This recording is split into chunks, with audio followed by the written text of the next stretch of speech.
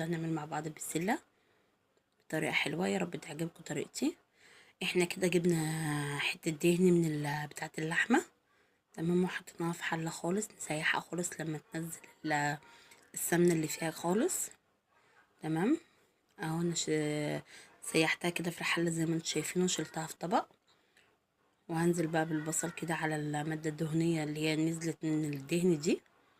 تمام، وانا هنا كمان حطيت حبه زيت على الماده الدهنيه عشان اقلل البصله يعني بتاعه البسله. اهو هحمر البصله بقى كويس كده لغايه ما تصفر وارجع اوريها لكم اهو بنفس الطريقه. انا مسرعه لكم الفيديو عشان ما يبقاش طول عليكم. دي طماطم انا غلياها ومتسبكه يعني شويه مش قوي، فهكمل تسبيكتها هنا مع البصل. هسيبها بقى لما تتسبك.